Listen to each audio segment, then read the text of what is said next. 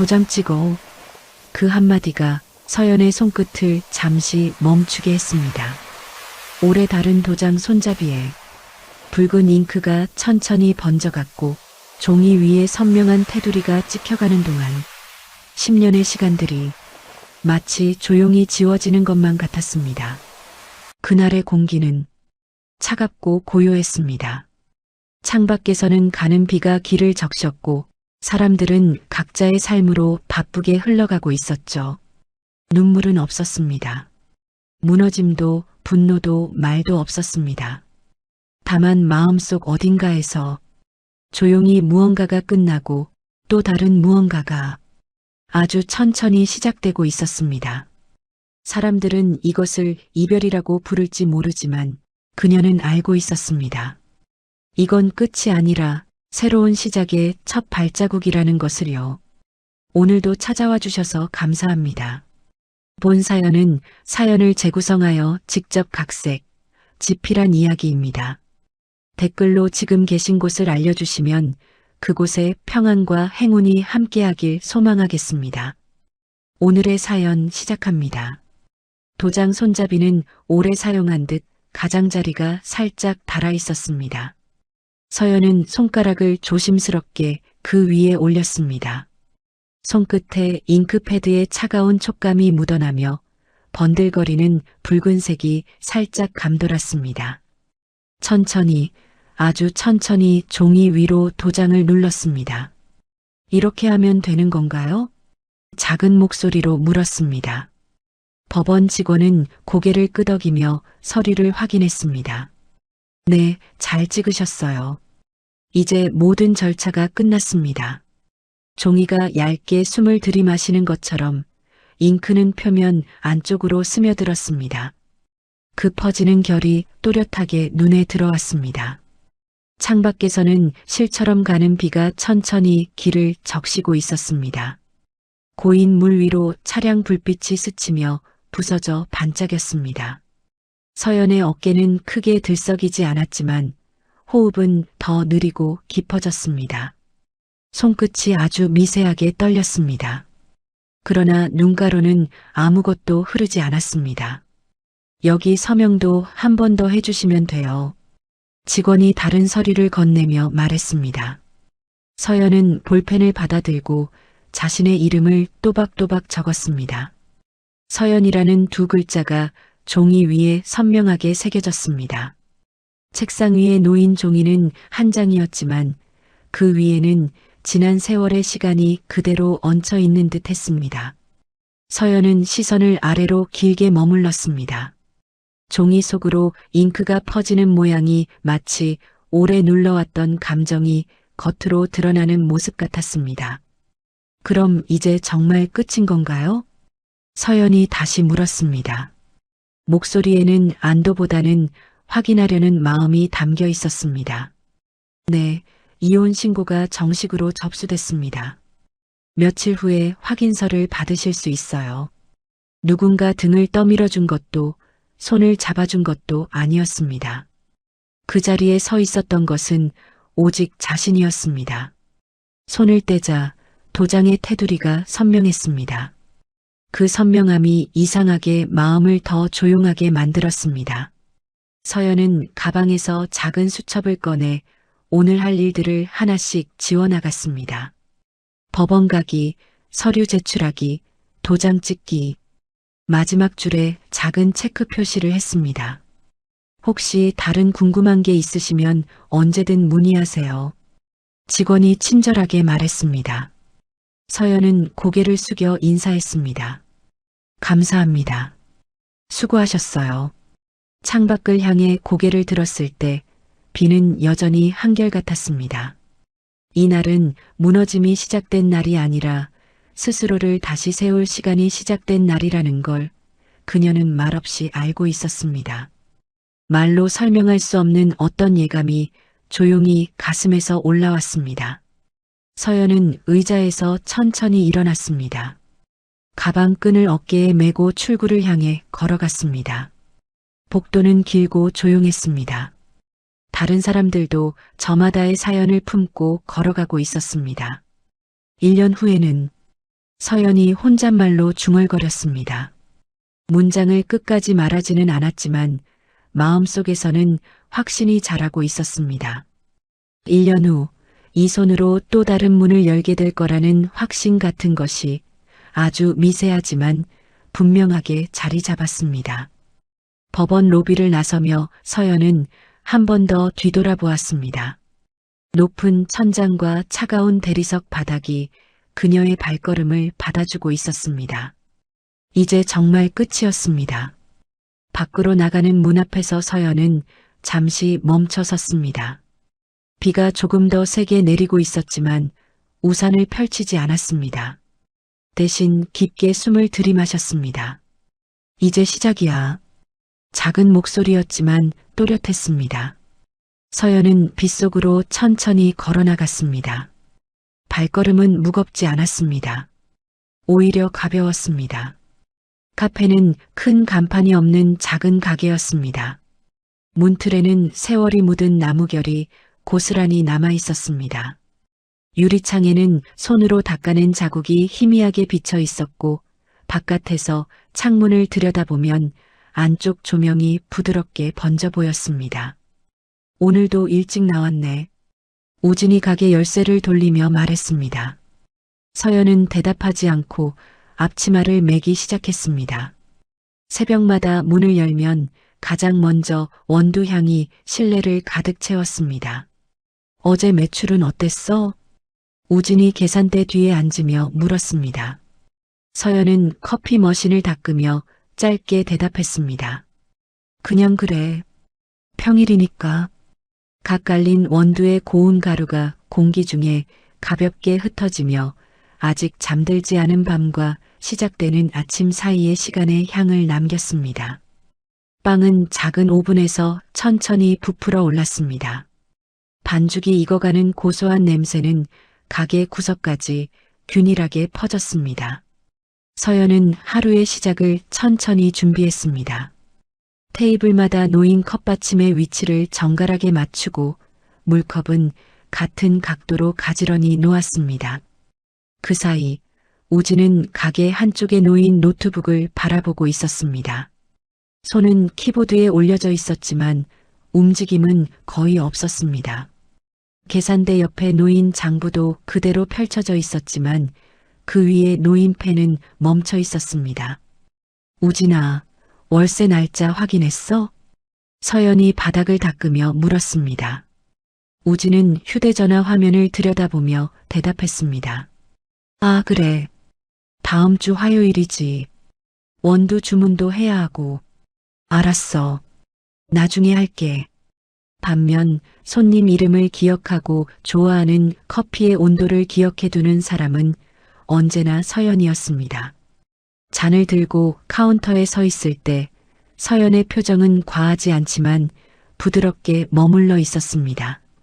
첫 번째 손님이 들어왔습니다. 방울소리가 작게 울렸습니다. 어서 오세요. 서연이 밝게 인사했습니다. 중년 남성 손님이 카운터 앞에 섰습니다.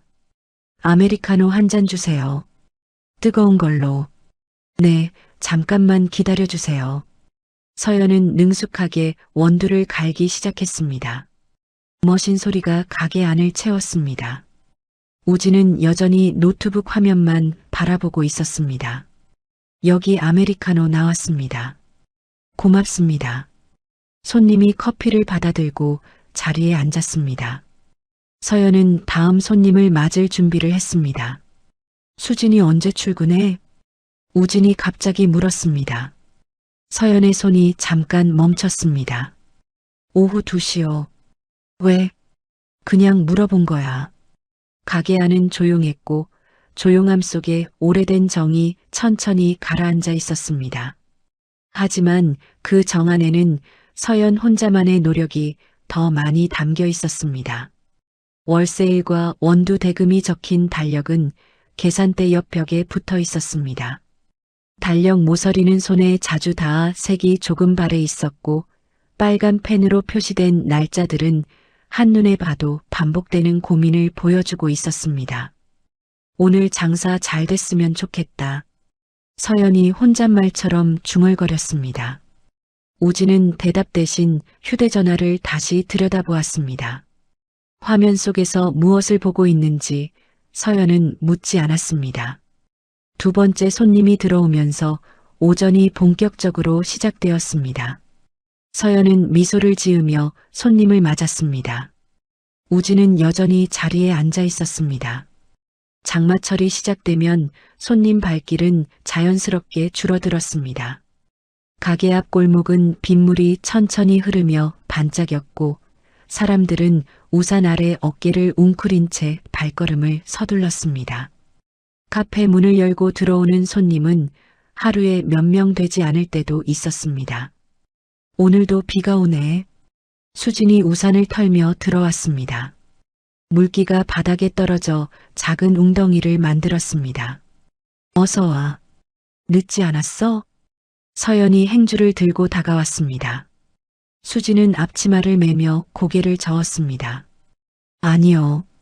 버스가 조금 늦어서요. 괜찮아. 오늘 손님 별로 없었어.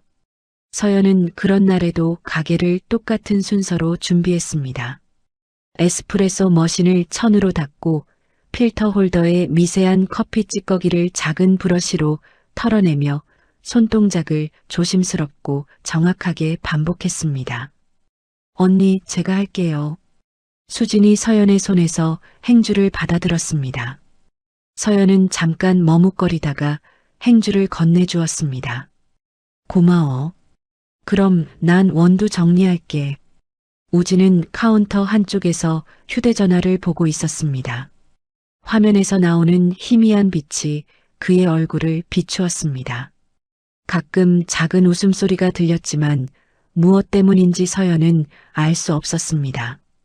우진아, 오늘 매출 확인 좀 해줄래? 서연이 원두 포대를 옮기며 말했습니다. 우진은 고개를 들지 않고 대답했습니다. 응, 나중에. 지금 시간 있잖아. 금방 할게. 낡은 의자의 나사는 가끔 헐거워졌습니다. 그럴 때면 서연은 무릎을 살짝 굽히고 드라이버를 이용해 나사를 천천히 조였습니다. 의자가 삐걱이지 않도록 손끝 힘을 세밀하게 조절했습니다. 언니, 이거 어떻게 하는 거예요? 수진이 커피 머신 앞에서 물었습니다. 서연은 작업을 멈추고 수진에게 다가갔습니다. 여기 버튼 먼저 누르고 이렇게 손잡이를 돌려. 아, 이렇게요? 맞아. 잘했어. 바닥은 매일 닦아내도 얼룩이 완전히 사라지지 않았습니다. 하지만 서연은 풀리지 않는 얼룩도 그 공간이 살아온 시간을 함께 품고 있다고 생각했습니다. 지우려 하기보다 덮어두고 정돈하는 쪽에 손길이 갔습니다. 수진아, 너는 참 빨리 배우는 것 같아. 우진이 갑자기 말했습니다. 휴대전화에서 고개를 들고 수진을 바라보았습니다. 정말요? 아직 서툴러서 언니한테 폐만 끼치는 것 같은데. 아니야. 충분히 잘하고 있어. 서연은 그 대화를 들으며 바닥을 계속 닦았습니다. 행주가 바닥을 지날 때마다 작은 소리가 났습니다. 커피를 내리는 손동작은 늘 일정했습니다. 원두를 담고 탬핑을 가볍게 누르고 머신을 작동할 때 흐르는 물줄기의 속도를 눈으로 확인했습니다. 그 과정에서 말은 없었지만 몸이 먼저 기억하는 조용한 리듬이 있었습니다. 언니는 이런 일 오래 하셨어요? 수진이 컵을 닦으며 물었습니다. 서연은 잠깐 생각했습니다. 그렇게 오래는 아니야. 몇 년 됐나? 저도 이런 일 해보고 싶었거든요. 사람들이랑 이야기하고 커피 만들고 좋아하는 일이면 금방 늘어. 우진은 그 시간을 옆에서 바라보고 있을 때가 많았습니다. 장부를 펼쳐두고도 계산은 진행되지 않았고 휴대전화 화면만 천천히 스크롤할 때가 늘어갔습니다. 그러나 서연은 그 모습을 재촉하지 않았습니다. 재촉한다 해서 달라지는 것이 아니라는 걸 알고 있었기 때문이었습니다. 비 그쳤네요. 수진이 창밖을 보며 말했습니다. 서연도 고개를 들어 창밖을 바라보았습니다. 하늘은 여전히 흐렸지만 빗줄기는 멈춰 있었습니다. 그래. 이제 손님들 조금 올 것 같다. 작게 돌고 있는 선풍기 날개에서 훅 하고 가벼운 공기바람이 흐르고 그 바람에 메뉴판 모서리가 조금 흔들렸습니다. 가게는 크게 변하지 않았지만 그 안에서 버티는 사람의 마음은 어느새 조금씩 피곤해지고 있었습니다. 도장을 찍은 서류는 아직 완전히 마르지 않은 잉크 냄새를 품고 있었습니다.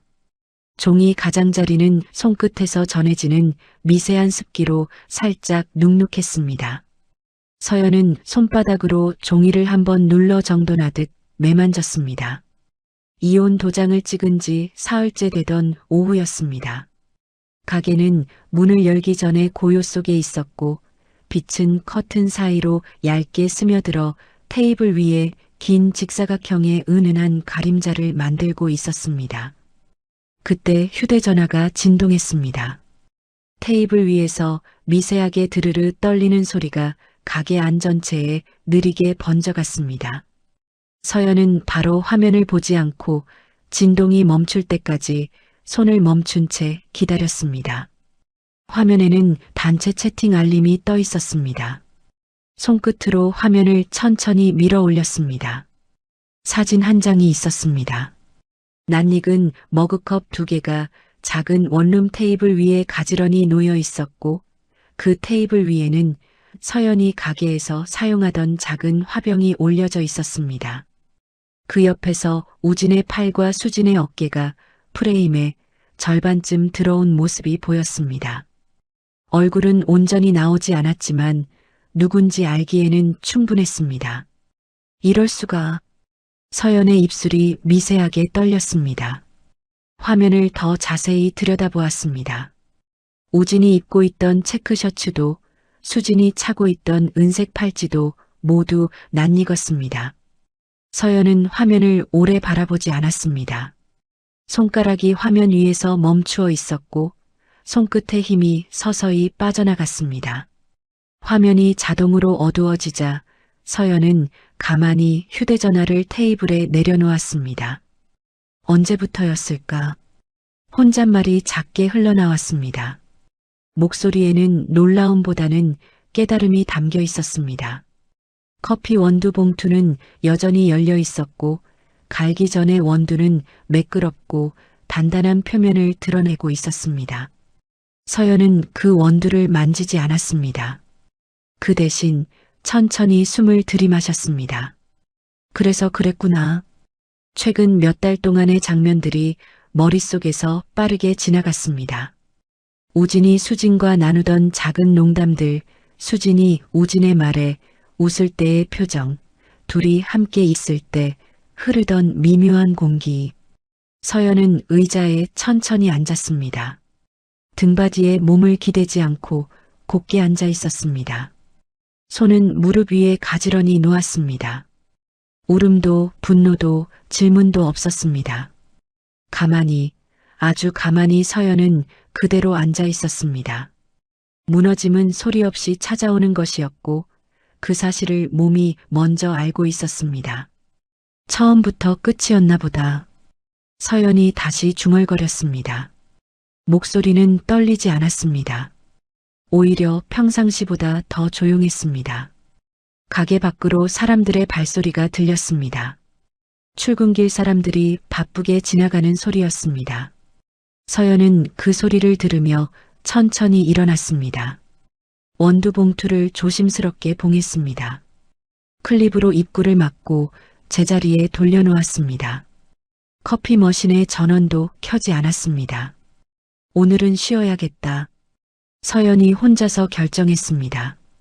가게 문에 오늘 휴무라는 작은 안내문을 붙였습니다. 글씨는 평상시와 다르지 않게 또박또박 썼습니다. 밖으로 나서기 전 서연은 한 번 더 가게 안을 둘러보았습니다. 모든 것이 제자리에 있었지만 이제는 다른 의미로 느껴졌습니다. 이제 정말 혼자구나. 마지막 말을 남기고 서연은 문을 잠갔습니다. 열쇠를 돌리는 소리가 작게 울렸습니다. 걸음을 옮기는 발소리는 무겁지 않았습니다. 다만 천천히, 아주 천천히 멀어져 갔습니다. 동네 도서관은 조용했습니다. 책장이 나무로 되어 있어 손끝이 책등을 스칠 때 부드러운 결이 느껴졌습니다. 서연은 반납 도장을 하나씩 찍고 책의 테두리를 천으로 살짝 닦았습니다. 수고하세요. 중년 여성이 책을 반납하며 인사했습니다. 서연은 미소를 지으며 고개를 끄덕였습니다. 감사합니다. 또 오세요. 손에 힘을 주지 않고 가볍게 문지르는 그 동작이 마음의 결까지 정리해주는 듯 했습니다. 아이의 낮은 속삭임, 할머니의 느린 발걸음, 책장 문이 열리고 닫히는 작은 소리. 그 모든 것이 서연의 호흡과 맞물렸습니다. 누군가를 응대하거나 무언가를 설명할 필요가 없는 시간. 그 시간은 서연에게 오래 잃었던 균형을 조금씩 되돌려주고 있었습니다. 실례합니다. 뒤에서 조심스러운 목소리가 들렸습니다. 서연이 고개를 돌리자 한 중년 여성이 서 있었습니다. 여성의 표정은 차분했지만 입가에 오래된 피로의 자국이 남아 있었습니다. 혹시 기억하세요? 목소리는 작았지만 떨림은 없었습니다. 서연은 고개를 갸웃거렸습니다. 죄송한데 어디서 배웠던가요? 카페에서요. 작은 카페. 여성이 설명하기 시작했습니다. 몸이 불편해 보였던 날 서연이 아무 말 없이 의자를 당겨주고 담요를 건넸던 일을 이야기했습니다. 아, 서연은 그 장면을 기억하지 못했습니다. 서연에게는 하루의 일부였던 행동이었기 때문입니다. 그때 아니었으면 저는 아마 버티지 못했을 거예요. 여성의 말은 담담했지만 눈빛은 깊었습니다. 서연은 어떻게 대답해야 할지 몰라 가만히 서 있었습니다. 정말 별것 아니었는데요. 아니에요. 그날 저한테는 정말 큰 힘이 됐어요. 여성은 가방에서 작은 명함을 꺼냈습니다. 혹시 시간 되실 때 한번 와보세요. 명함에는 공방 운영 장명숙이라는 글씨가 적혀 있었습니다. 서연은 명함을 받아들었습니다. 공방이요? 네. 가죽 소품 만드는 작은 공방이에요. 혼자 하다 보니 가끔 심심해서요. 장명숙이 부드럽게 웃었습니다. 괜찮으시면 언제든 놀러 오세요. 차라도 한 잔 드시고 가시고요. 서연은 명함을 오래 바라보지 않았습니다. 대신 천천히 고개를 숙였습니다. 감사합니다. 시간 되면 꼭 가볼게요. 그럼 저는 이만. 장명숙이 인사하며 돌아서려다 다시 멈췄습니다. 참, 그때 정말 고마웠어요. 꼭 전하고 싶었거든요. 서연은 장명숙의 뒷모습을 바라보며 명함을 다시 들여다보았습니다. 작은 글씨로 주소와 전화번호가 적혀 있었습니다. 공방. 혼잣말로 중얼거렸습니다. 어떤 곳일지 궁금했습니다. 도서관 근무가 끝나고 서연은 집으로 가는 길에 명함 속 주소를 찾아갔습니다. 작은 골목 안쪽에 자리한 공방이었습니다. 문 앞에는 작은 화분들이 놓여 있었고 창문으로는 따뜻한 불빛이 새어나오고 있었습니다. 잠깐 망설이다가 서연은 문을 두드렸습니다. 누구세요? 안녕하세요. 낮에 도서관에서 뵌. 문이 열리며 장명숙의 얼굴이 나타났습니다. 어머, 정말 오셨네요. 어서 들어오세요. 공방 안은 따뜻했습니다. 바늘, 실, 가죽, 천, 작은 물건들이 가지런히 놓여있는 공간이었습니다. 그 배열에는 천천히 살아온 사람의 시간이 담겨 있었습니다. 차 한 잔 드릴게요. 장명숙이 주전자를 올려놓으며 말했습니다. 서연은 작업대 근처에 조심스럽게 앉았습니다. 혼자 이 모든 걸 하세요? 네. 오래 하다 보니 익숙해졌어요. 대단해 보여요. 장명숙은 서연을 급히 반기지 않았습니다. 그저 자연스럽게 자리를 내주었습니다. 말투도 속도도 서연의 호흡과 잘 맞았습니다. 손 한번 움직여 보세요. 어렵지 않아요. 장명숙이 작은 가죽 조각을 건네주었습니다. 서연은 조심스럽게 받아들었습니다. 천의 결을 손등으로 느끼는 것부터 시작했습니다. 작업대 위에 놓인 조명이 서연의 손끝을 부드럽게 밝혔고 그 온기 속에서 서연은 아주 오래된 호흡을 되찾는 기분을 느꼈습니다. 며칠 뒤 서연은 조용히 공방 문을 열었습니다. 장명숙은 작업대에서 가죽을 자르고 있었습니다. 칼이 가죽을 가르는 소리가 작고 정확했습니다. 왔네요. 장명숙이 고개를 들며 미소 지었습니다. 서연은 앞치마를 둘러보며 대답했습니다. 뭐 도와드릴 일 있나요? 오늘은 간단한 키링부터 만들어 볼까요? 장명숙이 작은 가죽 조각들을 정리하며 말했습니다. 서연은 어젯밤 내내 생각했던 말을 꺼냈습니다. 선생님, 제가 여기서 일을 배울 수 있을까요? 장명숙의 손이 잠시 멈췄습니다. 서연을 바라보며 천천히 고개를 끄덕였습니다. 물론이죠. 시간은 충분히 있어요. 급하지 않아요. 천천히 배우고 싶어요. 그게 좋아요. 손으로 하는 일은 급하면 안 돼요. 바늘과 실, 가위와 송곳. 장명숙은 도구 하나하나의 쓰임을 차근차근 설명해 주었습니다. 서연은 귀를 기울여 들었습니다. 먼저 가죽의 결을 보는 법부터 배워야 해요. 장명숙이 가죽 한 장을 서연 앞에 놓았습니다.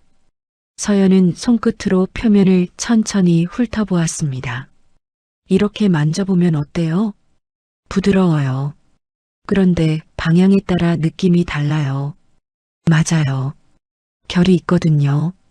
결을 따라 자르면 더 예쁘게 나와요.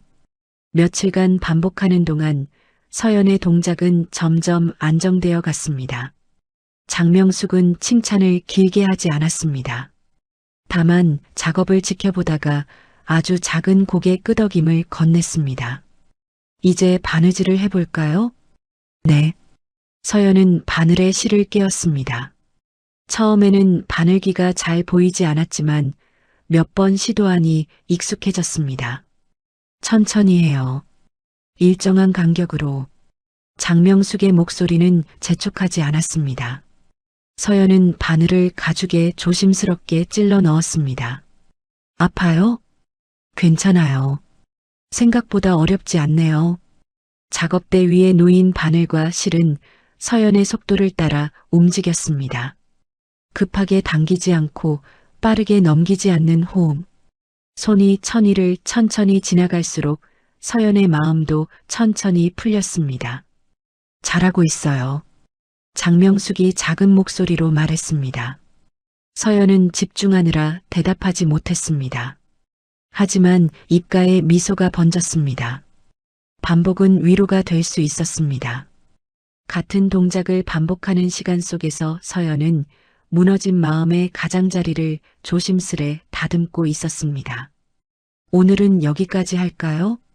장명숙이 시계를 보며 말했습니다. 서연은 바늘을 내려놓으며 아쉬워했습니다. 벌써 이런 시간이네요. 집중하면 시간이 빨라요. 서연은 정리를 도우며 물었습니다. 내일도 와도 될까요? 언제든 와요. 혼자 있으니까 심심했거든요.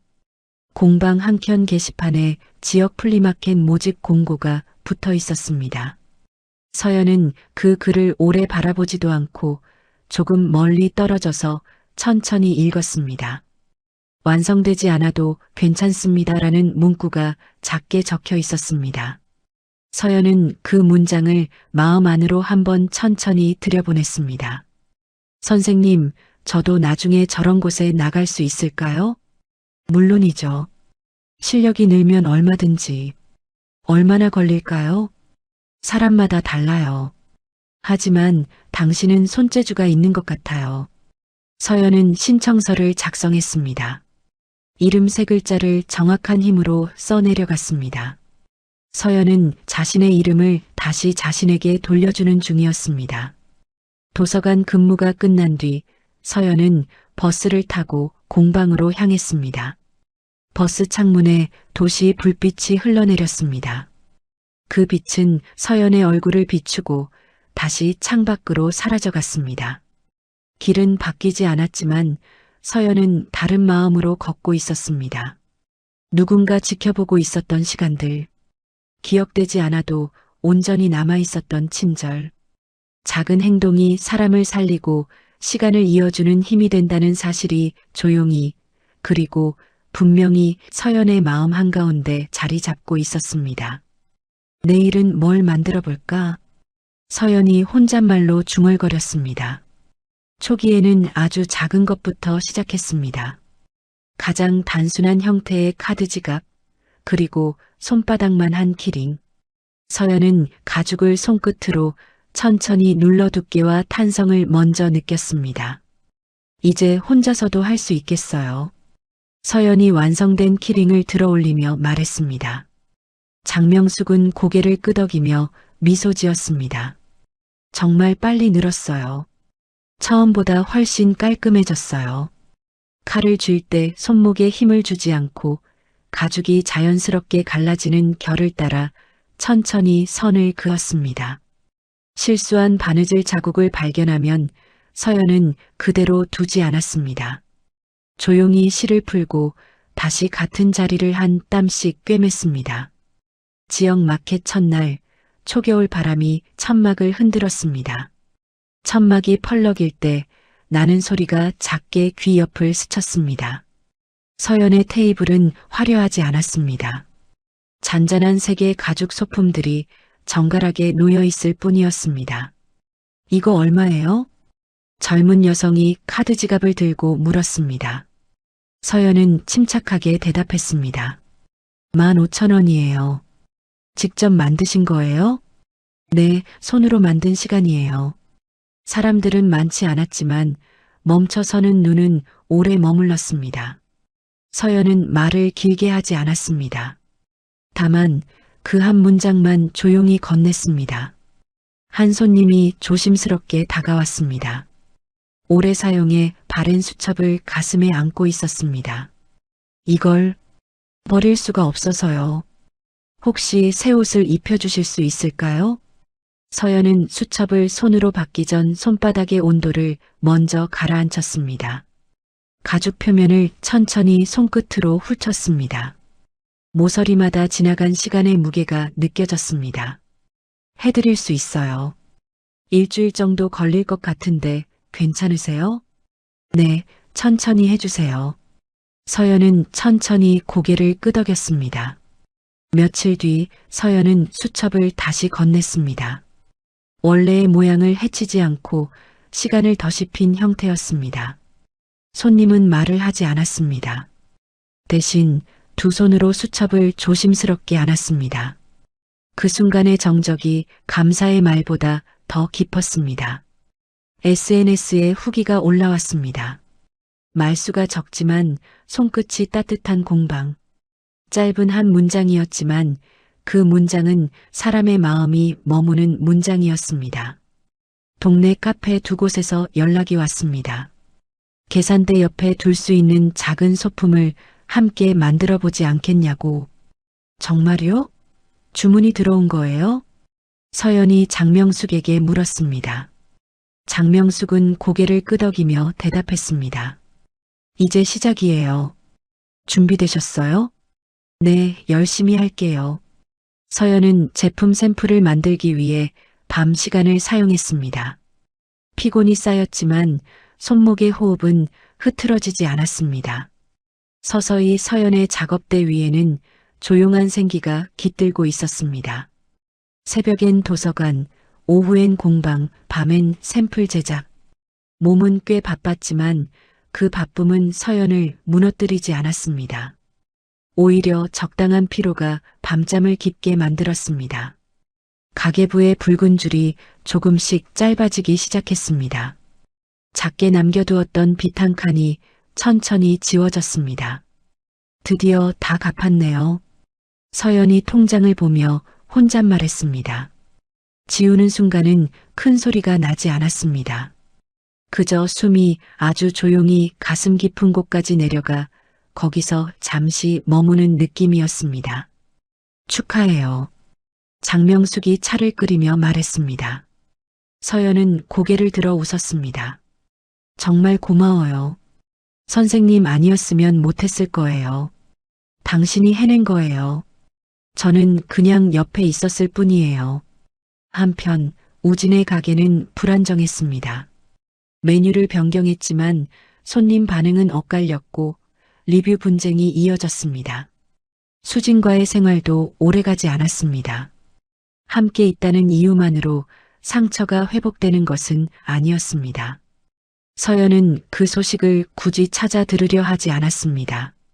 누가 이야기해도 그저 고개를 한번 끄덕일 뿐이었습니다. 과거는 과거예요. 서연이 가죽에 바늘을 꽂으며 말했습니다. 장명숙은 아무 말 없이 차를 한 모금 마셨습니다. 서연이 손끝으로 쌓고 있는 시간과 그들이 급히 붙잡으려던 시간은 전혀 다른 모양이었습니다. 목소리였습니다. 몇 해가 흘렸습니다. 공방에는 새로 들어온 견습생 2명이 작업대를 나란히 사용하고 있었습니다.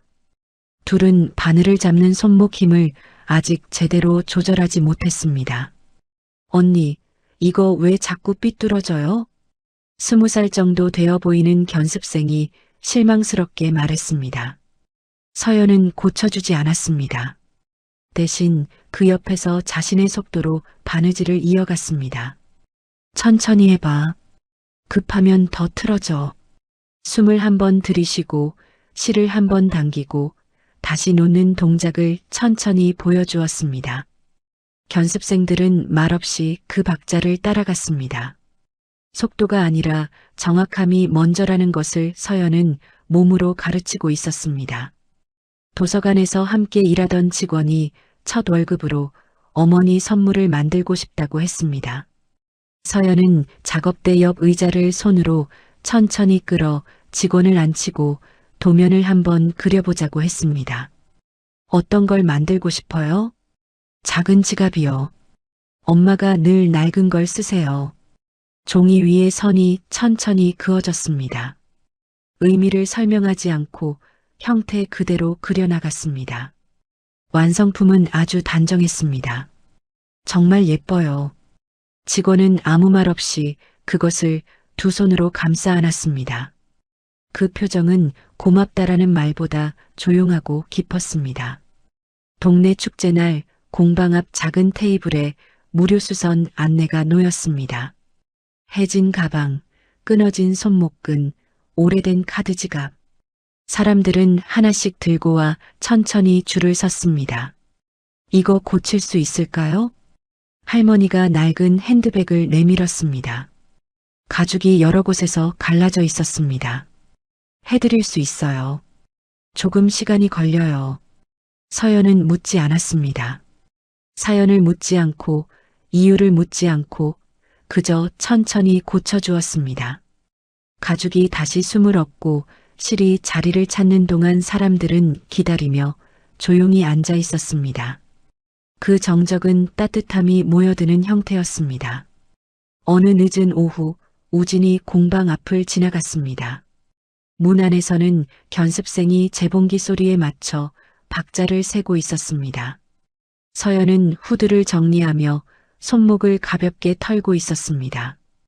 우진은 문 손잡이 근처까지 갔다가 손을 올리지 못했습니다. 공방 안의 공기는 그가 더 이상 들어갈 수 있는 공기가 아니었습니다. 잠시 머물렀다가 그냥 돌아섰습니다. 발소리는 크게 나지 않았습니다. 그저 멀어질 뿐이었습니다. 비가 오던 날 서연은 창가에 앉아 작업일지를 적었습니다. 종이 위에 적힌 글씨는 조용하지만 또렷했습니다. 오늘도 잘 버텼다. 잘 지켜냈다. 문장을 덮지 않고 그냥 두었습니다. 의미를 설명하지 않아도 그 자체로 완성되어 있었기 때문입니다.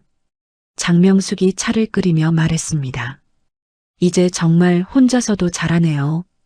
선생님 덕분이에요. 아니야. 당신이 해낸 거예요. 문을 닫기 전 서연은 견습생의 어깨에 손을 살짝 올려놓았습니다. 손은 가볍고 힘을 주지 않은 상태였습니다. 천천히 해도 괜찮아요. 사람은 누구나 다시 시작할 수 있어요. 견습생은 고개를 천천히 숙였습니다. 가게 앞 골목에는 노을이 번져 붉은 빛이 길게 흘렀습니다. 내일도 와요. 네, 언니. 공방의 불이 천천히 꺼졌습니다. 어둠 속에서도 따뜻함은 남아 있었습니다. 서연은 집으로 가는 길에 작은 샌드위치 몇 개를 샀습니다. 도서관 쉼터 벤치에 조용히 놓아두었습니다. 누가 가져가든 누가 그냥 지나가든 그건 상자의 역할이었지 자신의 역할이 아니었기 때문이었습니다. 작은 친절은 돌아온다. 서연이 혼잣말로 중얼거렸습니다. 받는 사람이 아니라 내가 어떤 사람으로 살고 싶은지를 남기는 일이었습니다. 이야기는 여기서 끝나는 것이 아니라 내일 또 누군가의 손에서 이어질 것입니다. 서연의 손끝에서 시작된 작은 바느질 한 땀 한 땀이 결국 새로운 인생을 엮어냈습니다. 무너짐 속에서도 포기하지 않았던 그녀의 마음이 다시 누군가의 손을 잡아주는 따뜻함으로 돌아왔습니다. 때로는 우리도 서연처럼 모든 것이 끝난 것 같은 순간을 마주하게 됩니다. 하지만 그 순간이야말로 진짜 시작일지도 모릅니다. 작은 친절이 거대한 변화를 만들어내고 천천히 쌓아 올린 시간들이 결국 우리를 더 단단하게 만들어주니까요. 서연이 공방에서 건넨 그 말처럼 사람은 누구나 다시 시작할 수 있습니다. 속도가 중요한 게 아니라 방향이 중요하고 완벽하지 않아도 괜찮으니까요. 여러분의 손끝에서도 새로운 이야기가 천천히 시작되고 있을 거예요. 오늘의 이야기는 여기까지입니다. 누군가의 삶을 따라 걸어본 오늘, 여러분 마음에 작은 숨 하나 쉬어가는 순간이 되었길 바라며 이야기 속 누군가에게 전해주고 싶은 말이 있다면 댓글로 남겨주세요. 그 한 줄이 누군가에게는 큰 위로가 될지도 모릅니다. 오늘도 고생 많으셨습니다. 따뜻한 밤 보내세요. 감사합니다. 우진 씨, 이게 결국 뭐가 되겠어요? 회의실의 차가운 조명이 서류 표면을 날카롭게 비추고 있었다. 그녀는 서류를 천천히 테이블 중앙에 내려놓았다. 계좌 이체네요. 자금 흐름, 사라진 금액, 그리고 이름. 누군가의 숨겨진 진실이 종이 한 장 위에서 고스란히 드러났다. 모욕으로 시작된 이 이야기는 감정으로 흔들리는 싸움이 아니다. 조용히 지켜보고 기억하고 때를 기다린 사람이 이기는 싸움이다. 복수는 소란스럽게 오지 않는다. 느리게, 단단하게, 조용히 온다. 오늘도 찾아와 주셔서 감사합니다. 본 채널은 사연을 재구성하여 직접 각색, 집필하여 완성도를 높인 이야기입니다. 사연 시작 전 구독과 좋아요 눌러주시고 댓글로 지금 계신 곳을 알려주시면 그곳에 평안과 행운이 함께하길 소망하겠습니다. 오늘의 사연 시작합니다. 서울의 대형 종합병원 장례식장. 자동문이 건조한 소리를 내며 닫히고 복도에는 흰 국화향과 손 소독제 냄새가 섞여 떠돌았습니다. 조용한 빈소 한가운데서 한서진이 검은 상복깃을 단정히 정리한 채 마지막 절을 올리고 있었습니다. 아버님, 편히 쉬세요. 서진의 목소리는 떨리지 않았고 눈물도 흐르지 않았습니다. 마치 마음을 단단하게 붙잡고 있는 사람처럼 보였습니다. 그때 검은 정장을 입은 강우진이 조용히 다가와 접수대 옆 빈 테이블 위에 얇은 서류철 한 권을 내려놓았습니다. 탁! 작은 소리였지만 빈소의 고요 속에서는 유난히 크게 들렸습니다. 조문객 몇 명이 그 장면을 보고도 모른 척 서로 눈치를 보며 고개를 돌렸습니다. 서진아 힘내. 정말 수고 많았어. 사람들이 위로 인사를 건넸지만 서진은 가볍게 고개를 숙일 뿐이었습니다. 그저 상복 소매를 다듬으며 상주 인사를 계속했습니다. 한편 우진은 손목 시계를 만지작거리며 복도 쪽을 자꾸 바라보고 있었습니다. 마치 서류가 서진 손에 들어가기만을 기다리는 사람처럼. 장례식장 한편에서는 친척들이 고인의 생전 이야기를 나누고 있었습니다. 형님은 참 따뜻한 분이었지. 서진이를 친딸처럼 아끼셨어. 누군가는 눈물을 훔쳤고 누군가는 긴 한숨을 내쉬었습니다. 하지만 서진의 얼굴은 흔들리지 않았습니다. 영정사진 아래 촛불이 작게 흔들릴 때 서진은 마침내 서류철을 손에 들었습니다. 손끝이 종이에 살짝 닿는 순간 공기가 한번 가라앉는 것 같았습니다. 표지에는 변호사 사무실 로고와 문서 번호가 정리된 글씨로 적혀 있었습니다. 서진은 조심스럽게 첫 장을 넘겼습니다. 종이가 넘겨질 때마다 작고 얇은 바람이 함께 일었습니다. 뭐지 이게? 서진은 낮은 목소리로 혼잣말했습니다. 하지만 표정으로는 감정을 드러내지 않으려 애쓰고 있었습니다. 서류를 다시 덮고 손에 꼭 쥔 채 영정사진 앞에 고개를 숙였습니다. 아버지, 이게 무슨 의미인지 아직은 잘 모르겠어요. 조용한 순간 복도 끝에서 우진이 서진을 똑바로 바라보고 있었습니다. 표정은 없었지만 눈빛은 무언가를 계속 재촉하는 것처럼 보였습니다. 서진은 천천히 우진 쪽으로 걸어가다가 잠시 멈췄습니다. 그리고 그대로 반대 방향, 출입문 쪽을 향해 걸었습니다. 서진아, 어디가? 우진의 목소리가 따라 붙었습니다. 서진은 대답하지 않았습니다. 잠깐만, 얘기 좀 해야 하지 않겠어? 목소리가 조금 더 높아졌습니다. 그러나 서진의 걸음은 변하지 않았습니다. 장례식장 문을 나서자 차가운 바람이 상복을 스쳤습니다. 그래도 서진은 멈추지 않았습니다. 우진이 급하게 뒤따라 나와 서진의 뒤에서 말했습니다. 야, 한서진, 그 서류 뭔지 알고 있어? 서진이 처음으로 걸음을 멈추고 천천히 뒤돌아보았습니다. 몰라.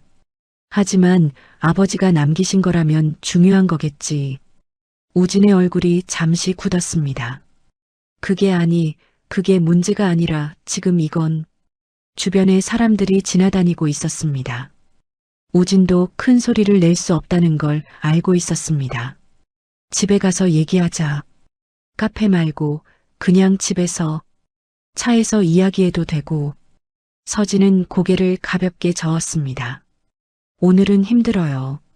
내일 이야기해요. 서진아, 이건 지금 당장. 우진 씨. 서진의 목소리가 또렷하게 바뀌었습니다. 아버지 장례가 이제 막 끝났어요. 지금 서류 이야기를 하는 게 맞다고 생각하세요? 우진은 입을 다물었습니다. 미안하다. 그래도 이건 내일 얘기해요. 서진은 다시 돌아서 택시 승강장으로 걸어갔습니다. 우진은 뒤따라가려다가 주먹을 쥐었다 폈습니다. 하지만 결국 멈춰 서 있을 수밖에 없었습니다. 서진이 택시에 올랐습니다. 택시가 천천히 출발했습니다. 창밖에서 우진의 모습이 천천히 멀어졌지만 서진은 그쪽을 보지 않았습니다. 그녀는 손에 든 서류철만 바라보고 있었습니다. 마치 그 속에 앞으로의 모든 것이 담겨 있는 것처럼.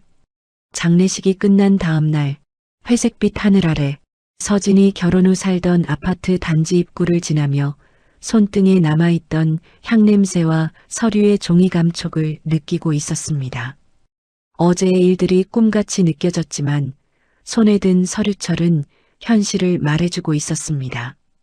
현관문 앞에서 서진이 평소처럼 비밀번호를 눌렀지만 문이 열리지 않았습니다. 이상하네. 다시 한번 천천히 눌러봤지만 결과는 같았습니다.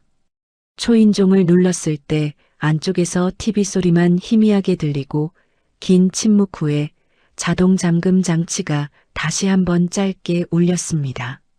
서진이 가방에서 기존 열쇠를 꺼내 사용해 봤지만 도어락은 여전히 반응하지 않았습니다. 우진 씨, 저예요. 문 너머로 부르며 다시 초인종을 눌렀지만 아무런 대답이 없었습니다. 그때 문 맞은편 엘리베이터에서 시어머니 윤미선이 쇼핑백을 들고 내려왔습니다. 미선이 서진을 스쳐 지나가듯 흘긋 바라보며 걸음을 멈췄습니다.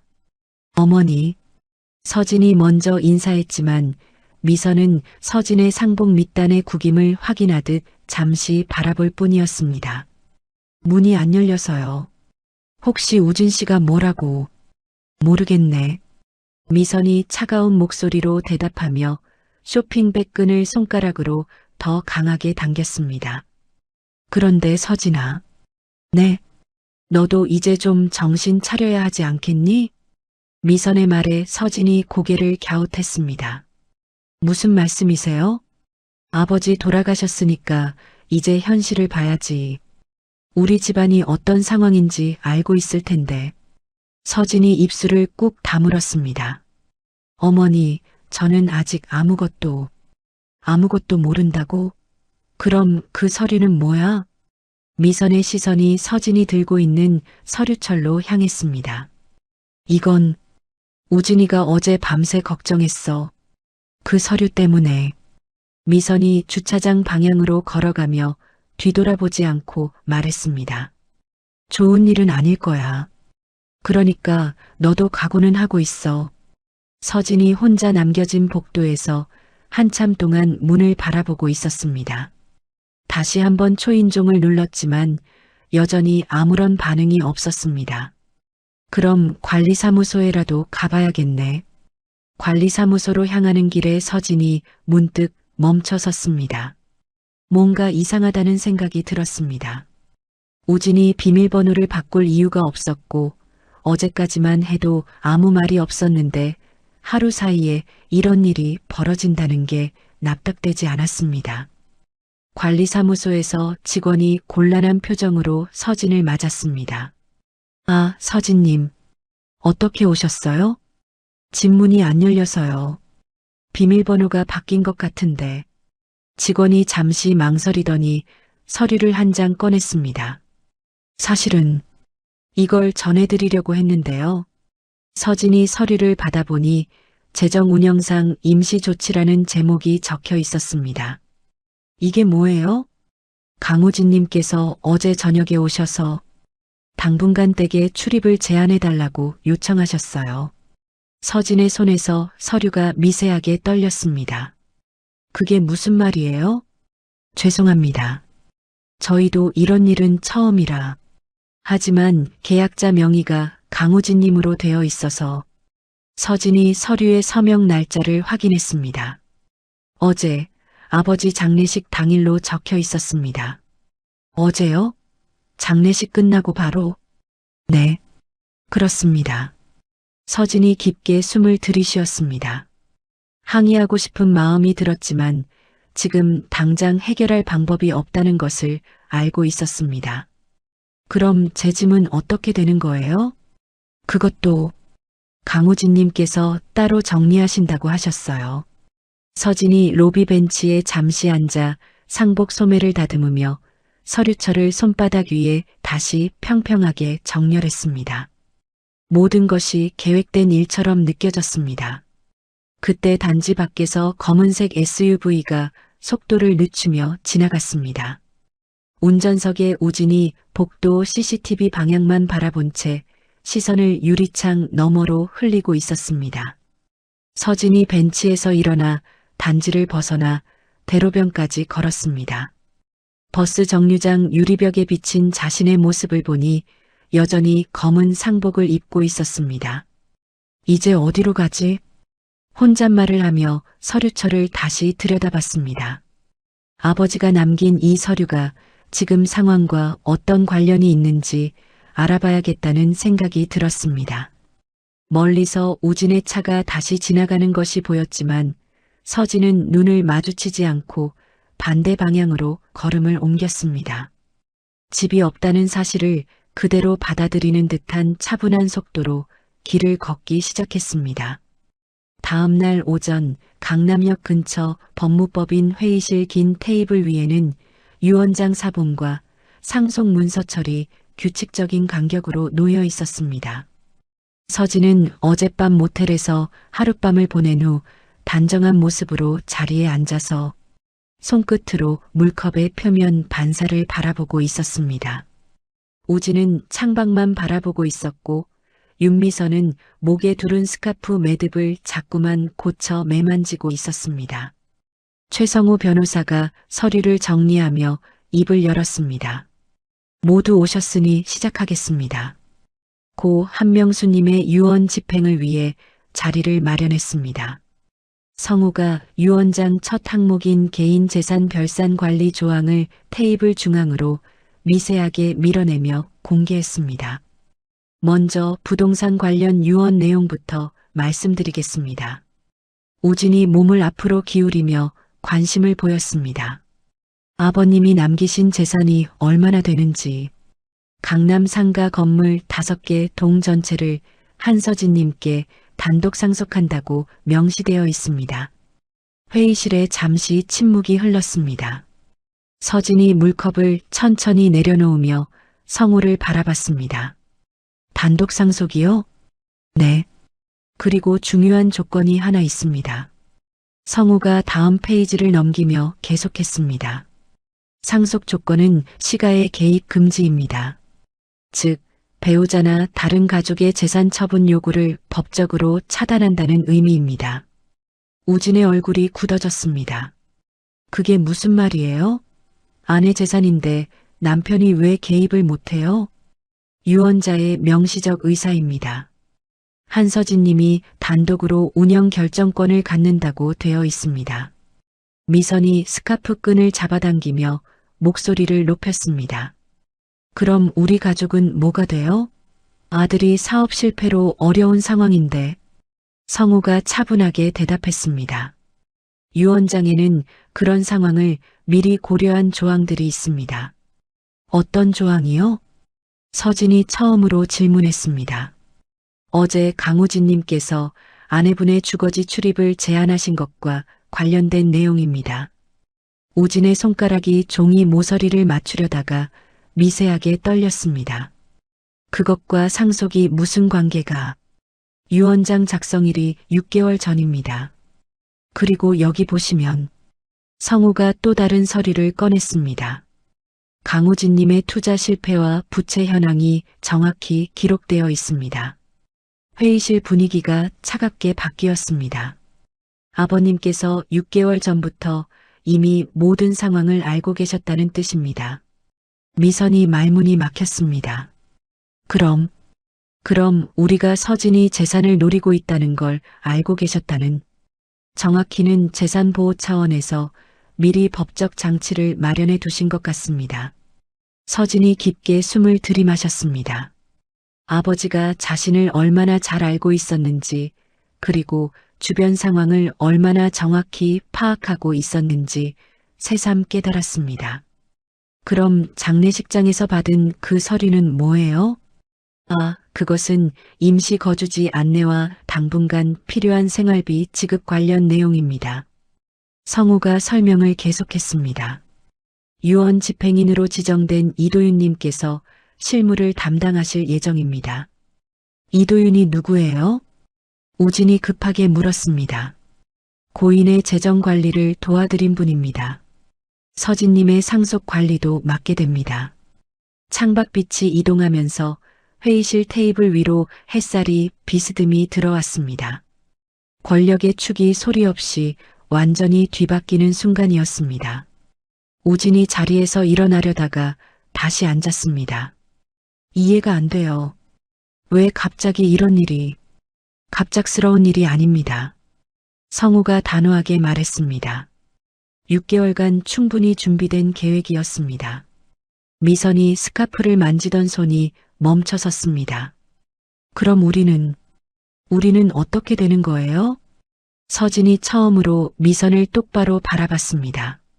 어머니, 저도 어제까지 집에서 쫓겨날 줄 몰랐어요. 하지만 이제 네, 이제 제가 결정해야 할 일들이 많겠네요. 서진의 목소리가 이전과는 다르게 단단해졌습니다. 성우가 마지막 서류를 서진 앞으로 밀어줬습니다. 내일부터 이도윤님과 함께 상속재산 현황 파악을 시작하시면 됩니다. 서진이 서류를 받으며 고개를 끄덕였습니다. 알겠습니다. 회의실을 나서는 서진의 뒤에서 우진과 미선이 복잡한 표정으로 서로를 바라봤지만 서진은 뒤돌아보지 않고 승리의 제스처도 없이 조용히 문을 닫았습니다. 다음 날 오전 서진이 강남 상가 건물 중 가장 큰 1호동 주차장에서 관리인 오미령과 함께 시설 점검표를 확인하고 있었습니다. 어제까지의 혼란스러운 상황이 거짓말처럼 느껴질 정도로 차분한 아침이었습니다. 여기 3층 복도에 공실이 많네요. 서진이 점검표를 보며 미령에게 물었습니다. 네, 요즘 임대료 때문에 나가신 분들이 많아요. 복도 곳곳에는 임대 문의 스티커가 여러 겹 붙어 있었고 일부는 테이프가 떨어져 바닥에 구겨진 채로 방치되어 있었습니다. 전체적으로 관리가 잘 안 되고 있는 것 같네요. 사장님, 아니, 전 사장님께서 마지막 몇 달은 많이 편찮으셔서요. 미령이 조심스럽게 대답했습니다. 그때 소방기계실 앞에서 정장을 입은 남자가 서류철을 들고 나타났습니다. 이도윤이었습니다. 안녕하세요, 한서진님. 이도윤입니다. 도윤이 정중하게 인사했지만 이미 건물 구조를 잘 아는 사람처럼 자연스럽게 움직였습니다. 아, 어제 변호사님께서 말씀하신 네. 앞으로 상속 재산 관리를 도와드릴 예정입니다.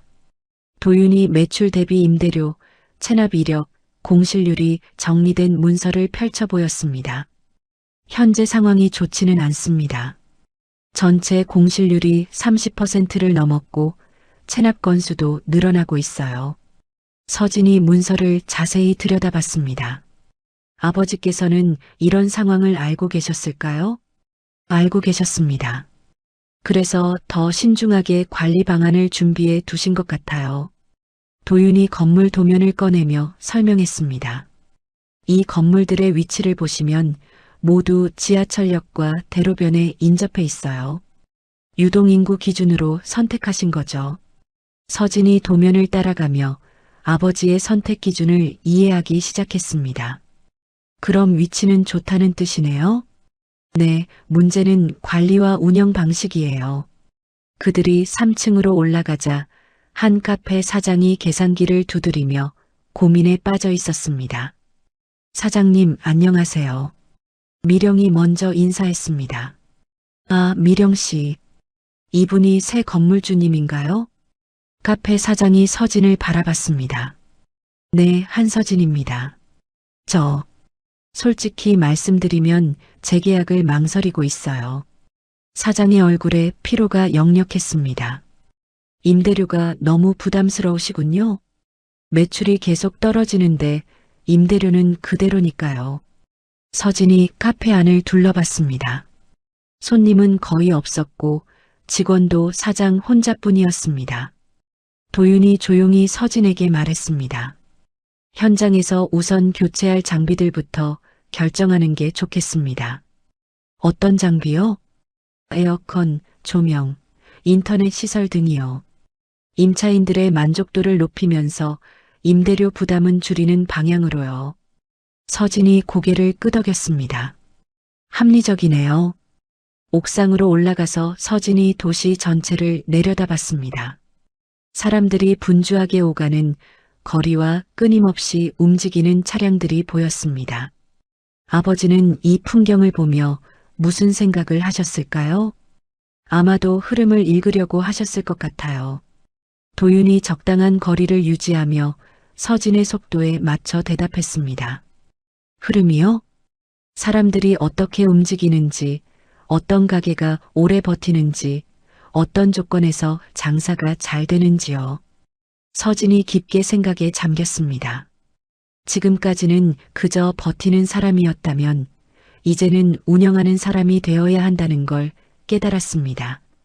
오후 햇빛이 건물 외벽에 길게 반사되고 있었습니다.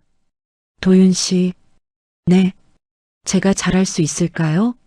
처음에는 어려우시겠지만 차근차근 배워가시면 됩니다. 도윤의 대답은 격렬하기보다는 현실적인 조언에 가까웠습니다. 서진이 건물을 다시 한번 둘러보며 마음을 다잡았습니다.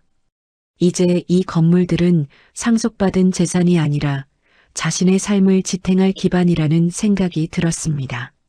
내일부터 본격적으로 시작해봐요. 알겠습니다. 도윤이 간단히 대답했지만 그 목소리에는 신뢰할 만한 무언가가 있었습니다.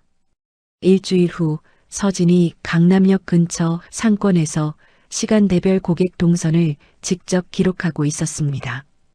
오전 8시부터 저녁 9시까지 매시간 사람들의 움직임과 가게별 손님 수를 꼼꼼히 적어 내려갔습니다. 출근 시간에는 커피 매출이 높고 점심시간에는 음식점, 저녁에는 주점 순서네요. 서진이 혼잣말을 하며 노트에 패턴을 정리했습니다.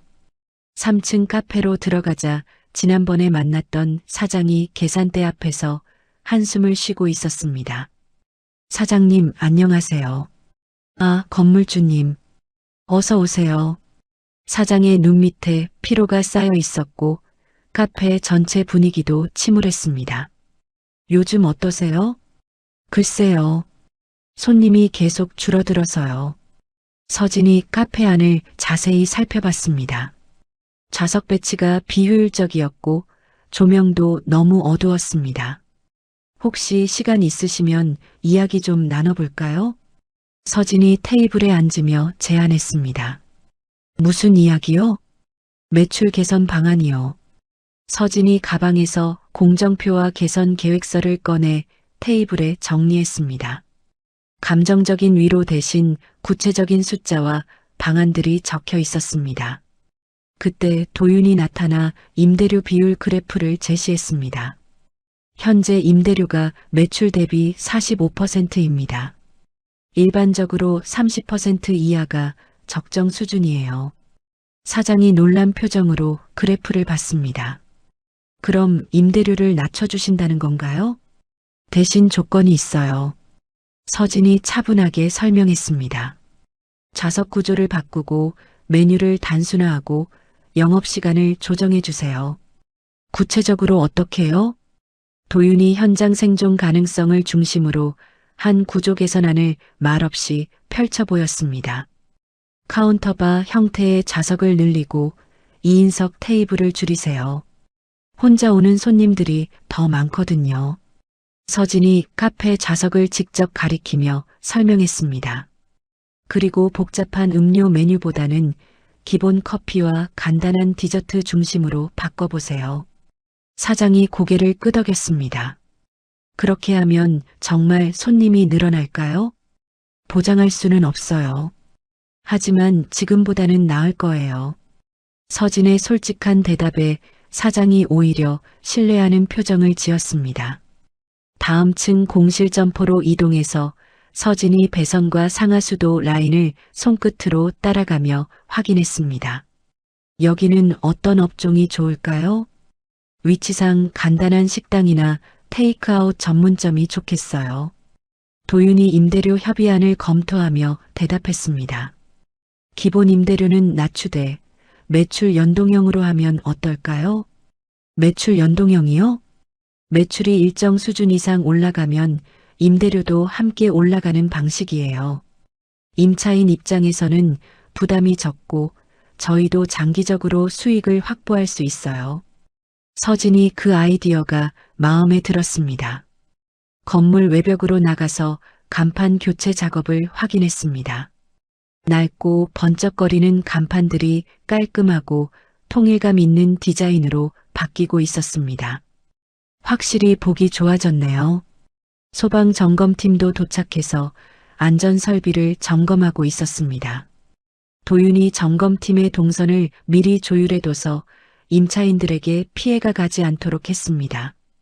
오후에 전체 임차인 회의가 열렸습니다. 회의실에서 서진이 숫자와 기준으로만 이루어진 개선 방안을 발표했습니다. 임대료 인하와 시설 개선을 동시에 진행하겠습니다. 임차인들이 서로 놀란 표정으로 바라봤습니다. 대신 임대 계약 기간을 기존 1년에서 2년으로 늘려주세요.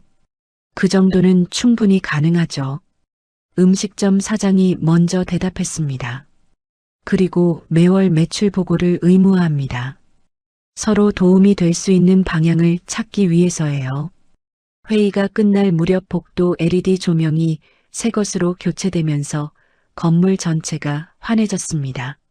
서진이 1층 로비에서 바뀐 분위기를 느끼며 만족스러운 표정을 지었습니다. 확실히 다르네요. 도윤이 옆에서 조용히 말했습니다. 첫걸음치고는 성공적이었어요. 이제 시작이겠죠? 네, 하지만 좋은 시작이었습니다. 서진이 건물을 다시 한번 둘러보며 확신했습니다. 이제 이 공간은 단순한 건물이 아니라 자신의 삶을 다시 설계할 수 있는 기반이 되었다는 것을 말입니다. 한 달 후 서진이 사무실에서 월간 정산 보고서를 넘기고 있는 동안 강남역 근처 폐업한 라운지에서는 우진과 장태식이 마주 앉아 여론 조작 기획서를 펼치고 있었습니다. 이대로 가면 우리가 완전히 밀려날 수밖에 없어. 우진이 테이블을 치며 말했습니다. 그러니까 내가 말했잖아. 처음부터 법적으로 접근했어야 한다고. 장태식이 차갑게 대답했습니다. 지금이라도 늦지 않았어. 온라인부터 시작하자. 어떻게? 서진이가 상속받은 재산으로 호화 생활을 한다는 소문을 퍼뜨리는 거야. 장태식이 노트북을 열며 이미 작성된 글들을 보여줬습니다. 며칠 후 온라인 커뮤니티와 지역 맘카페에 조용한 루머들이 올라오기 시작했습니다. 강남 건물주 며느리, 시아버지 장례 직후 명품백 쇼핑 상속받자마자 남편 내쫓고 혼자 호화생활. 서진은 이런 글들을 보면서도 놀라지 않았습니다. 예상했던 일이었기 때문입니다. 그런데 문제는 딸 유나에게까지 영향이 미치기 시작했다는 것이었습니다. 유나가 학교에서 돌아와 가방을 열자 익명의 메모가 하나 들어 있었습니다.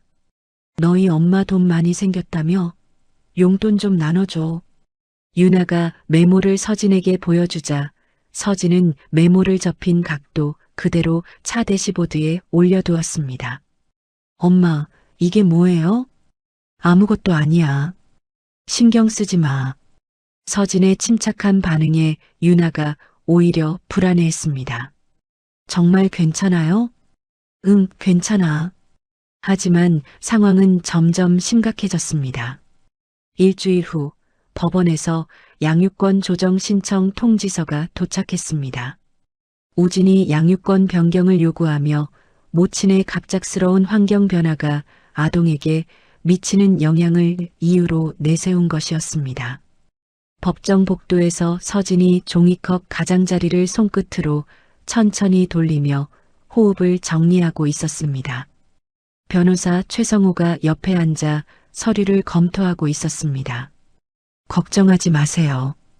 근거가 부족한 신청이에요. 하지만 온라인 루머들이 증거로 제출되면 그건 추측일 뿐이에요. 실제 생활 여건과 양육 능력이 더 중요합니다. 그때 복도 끝에서 우진이 나타났습니다. 우진의 변호사와 함께 걸어오는 모습이 이전보다 자신만만해 보였습니다. 서진아. 우진이 멀리서 불렀지만 서진은 고개를 돌리지 않았습니다. 법정에서 간단한 조정 절차가 진행되었지만 양측 모두 양보하지 않아 다음 심리로 연기되었습니다. 그런데 진짜 위기는 따로 있었습니다. 그날 밤 서진의 건물 중 하나에서 화재 경보기가 울렸습니다.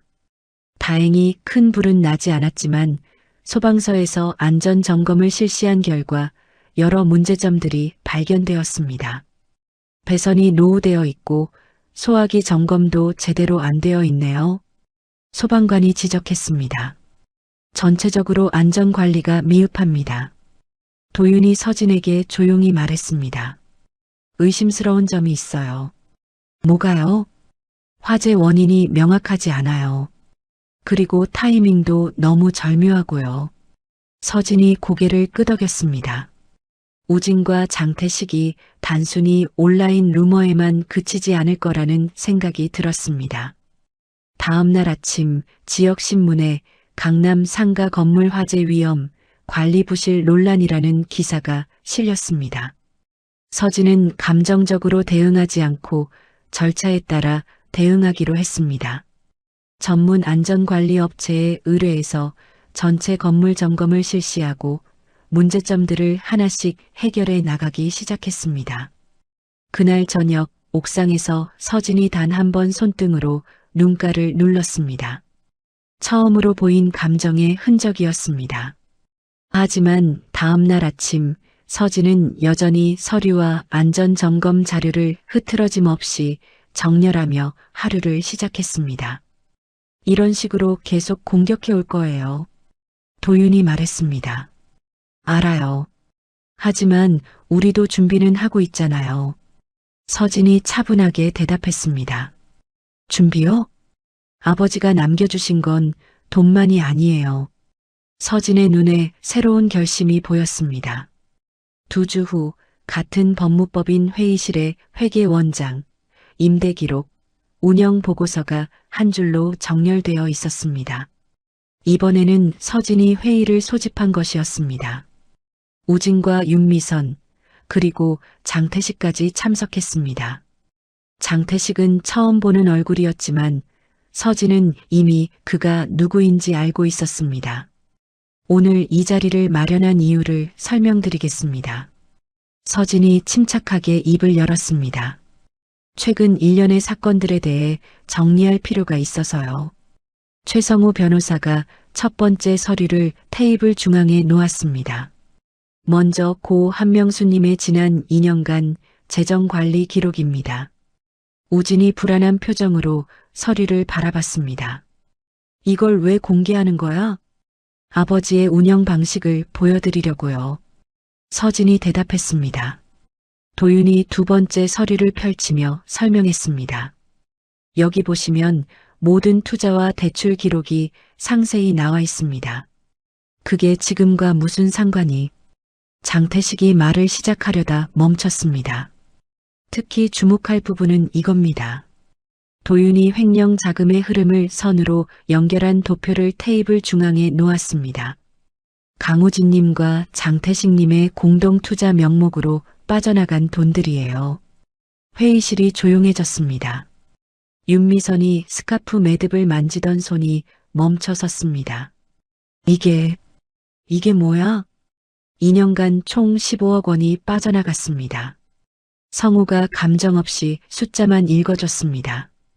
그 돈으로 주식 투자를 했다가 전액 손실을 본 것으로 나와 있어요. 우진의 얼굴이 창백해졌습니다. 그건 사업 투자였어. 아버님도 동의하신 거였고, 동의서가 있나요? 서진이 조용히 물었습니다. 그게 장태식이 자리를 바꾸려고 움직였지만 이미 선택지는 많지 않았습니다. 서진이 장례식장에서 받았던 서류철을 테이블 위에 올렸습니다. 아버지께서 이미 6개월 전부터 모든 걸 알고 계셨어요. 뭘 알고 계셨다는 거야? 미선이 목소리를 높였습니다. 돈이 어디로 가는지, 누가 가져가는지, 그리고 언제 문제가 될지요. 성우가 세 번째 서류를 공개했습니다. 이건 한명수님이 직접 작성하신 기록입니다. 서류에는 우진과 장태식의 만남, 투자 제안, 돈의 이동 경로가 상세히 적혀 있었습니다. 심지어 장례식 당일 서진님의 주거지 출입을 제한할 계획까지 미리 파악하고 계셨어요. 우진이 의자에서 일어나려다가 주저앉았습니다. 그럼 그럼 아버님이 모든 걸 알면서도 왜 아무 말씀을 안 하신 거야? 증거를 모으고 계셨거든요. 도윤이 대답했습니다. 그리고 서진님이 스스로 상황을 이해하고 대처할 수 있을 때까지 기다리신 거예요. 장태식이 처음으로 입을 열었습니다. 이게 다 합법적인 절차를 거친 건가? 당연히 합법입니다. 성우가 단호하게 말했습니다. 오히려 불법은 따로 있어요. 네 번째 서류가 공개되었습니다. 최근 온라인 루머 유포와 건물 화재 조작 시도에 대한 증거들입니다. 미선의 얼굴이 굳었습니다. 화재 조작이라니 그게 무슨 CCTV 기록과 통화 내역이 모두 남아 있어요. 권력의 중심이 소리 없이 완전히 기울어지는 순간이었습니다. 우진의 어깨와 턱 각도가 점점 내려갔습니다. 서진아, 이걸 어떻게 하려고? 특별히 뭘 하려는 건 아니에요. 서진이 차분하게 대답했습니다. 다만 앞으로는 제가 제 일을 제 방식대로 하겠다는 걸 분명히 하고 싶었을 뿐이에요. 그럼 우리는 우진 씨와 장태식 씨는 빠진 돈을 갚으셔야죠. 서진이 마지막 서류를 내밀었습니다. 분할 상환 계획서예요. 10년에 걸쳐서 갚으시면 됩니다. 장태식이 서류를 보더니 고개를 저었습니다. 이건 불가능해. 이런 금액을. 그럼 다른 방법도 있어요. 성우가 또 다른 서류를 꺼냈습니다. 법정에서 해결하는 방법 말입니다. 회의실이 다시 조용해졌습니다. 서진이 자리에서 일어났습니다. 승리의 제스처나 감정적인 반응 없이 조용히 회의실을 떠날 준비를 했습니다. 이제 유나 양육권 건도 정리될 거예요. 문을 나서기 전에 서진이 마지막으로 말했습니다.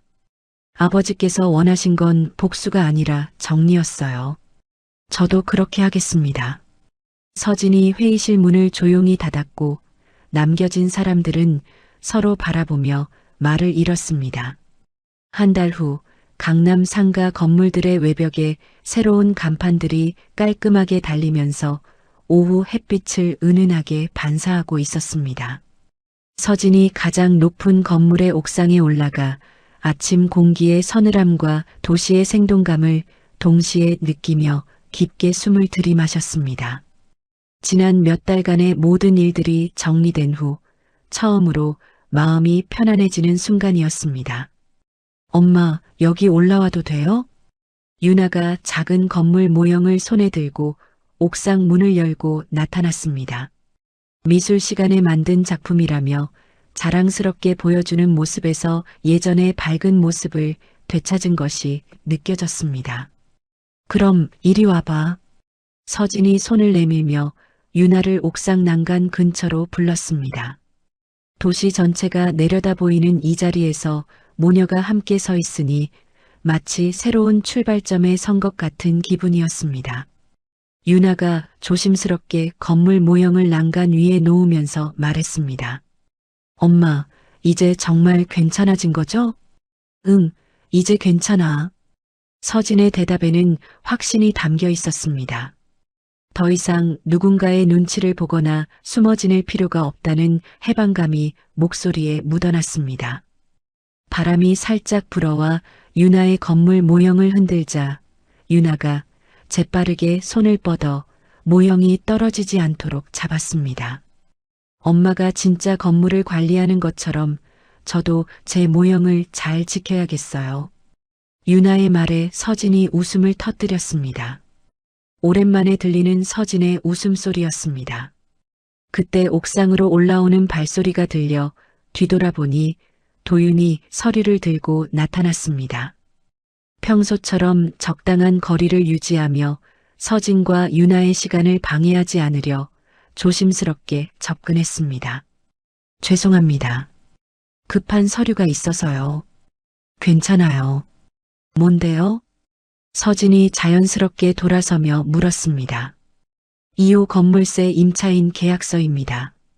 승인해 주시면 내일부터 들어올 수 있어요. 도윤이 서류를 건네면서 설명했습니다. 젊은 창업자인데 매출 연동 임대료 방식을 흔쾌히 받아들였어요. 서진이 서류를 훑어보며 고개를 끄덕였습니다. 좋네요. 이런 식으로 하나씩 채워지는 거군요. 네, 이제 전체 공실률이 10% 이하로 떨어졌어요. 도윤의 보고에 서진이 만족스러운 표정을 지었습니다. 몇 달 전만 해도 30%가 넘었던 공실률이 이렇게 개선된 것은 모든 사람들의 노력이 있었기 때문이었습니다. 유나가 호기심 어린 눈으로 서류를 바라보며 물었습니다. 엄마, 그럼 이 건물들이 다 우리 거예요? 응, 할아버지께서 물려주신 거야. 서진이 유나의 머리를 쓰다듬으며 대답했습니다. 그런데 중요한 건 소유하는 것보다 잘 관리하는 거란다. 유나가 진지한 표정으로 고개를 끄덕였습니다. 저도 나중에 엄마처럼 할 수 있을까요? 당연하지. 하지만 그 전에 공부부터 열심히 해야지. 모녀의 대화를 들으며 도윤이 조용히 미소를 지었습니다. 처음 만났을 때의 서진과는 완전히 다른 모습이었습니다. 그런데 도윤 씨, 서진이 갑자기 도윤을 불렀습니다. 네, 정말 고마워요. 도윤 씨가 없었다면 이렇게까지 할 수 없었을 거예요. 도윤이 약간 당황한 표정으로 손을 흔들었습니다. 아니에요. 서진님이 워낙 빨리 배우시고 결정도 빨라서 그래도 혼자였다면 불가능했을 거예요. 서진의 진심이 담긴 감사 인사에 도윤이 겸연쩍어하며 대답했습니다. 앞으로도 계속 도와드릴게요.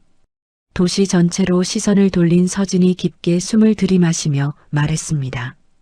이제 정말 새로 시작하는 기분이에요. 지난 몇 달간 겪었던 모든 시련들이 오히려 자신을 더 강하게 만들었다는 것을 느꼈습니다. 아버지의 죽음으로 시작된 혼란이 결국 새로운 삶의 출발점이 되었다는 것도 말입니다. 유나가 다시 건물 모형을 조심스럽게 만지며 말했습니다. 엄마, 이제 아빠는 언제 볼 수 있어요? 서진이 잠시 생각하더니 차분하게 대답했습니다. 아빠가 준비가 되면 언제든지 볼 수 있어. 하지만 지금은 아빠도 자기 일을 정리해야 할 시간이 필요해. 유나가 이해한다는 듯이 고개를 끄덕였습니다. 석양이 지면서 도시의 불빛들이 하나둘씩 켜지기 시작했습니다. 서진과 유나가 말없이 그 풍경을 바라보는 동안 도윤은 적당한 거리에서 두 사람의 시간을 지켜주었습니다. 바람이 다시 불어와 유나의 머리카락과 서진의 옷자락을 부드럽게 흔들었고 도시의 빛이 서진의 어깨를 따라 은은하게 내려앉았습니다. 엄마, 이제 정말 행복해질 수 있을까요? 유나의 질문에 서진이 딸을 꼭 안아주며 대답했습니다. 우리가 함께 만들어가는 거야. 하루하루씩 말이야. 서진과 유나가 말없이 새로운 삶을 함께 맞이하며 옥상에서 도시를 내려다보는 모습은 마치 한 편의 그림처럼 평화로워 보였습니다. 한서진은 아버지의 죽음 앞에서도 품격을 잃지 않았습니다. 가족들의 배신과 모욕 속에서도 감정에 휩쓸리지 않고 차근차근 자신의 길을 만들어 나갔죠. 때로는 조용히 버티는 것이 가장 큰 힘이 될 수 있다는 것을 보여준 이야기였습니다. 복수가 아닌 정리로, 분노가 아닌 품격으로 모든 것을 해결해낸 서진의 모습에서 진정한 강함이 무엇인지 깨달을 수 있었습니다. 서진이 딸과 함께 옥상에서 새로운 출발을 다짐하는 마지막 장면처럼 우리 모두에게도 언제든 다시 시작할 수 있는 용기가 있기를 바랍니다. 어떤 어려움 앞에서도 자신만의 방식으로 묵묵히 나아가는 삶, 그것이야말로 가장 아름다운 승리가 아닐까요? 오늘 이야기는 여기까지입니다. 함께 들어주셔서 진심으로 감사합니다. 이 이야기 속 마음이 조금이라도 위로가 되셨다면 그것만으로도 참 기쁩니다. 괜찮으시다면 댓글에 잘 들었습니다. 한 줄만 남겨주세요. 더 좋은 이야기로 찾아가겠습니다. 오늘도 수고 많으셨습니다. 따뜻한 하루, 편안한 시간 되시길 바랍니다. 감사합니다.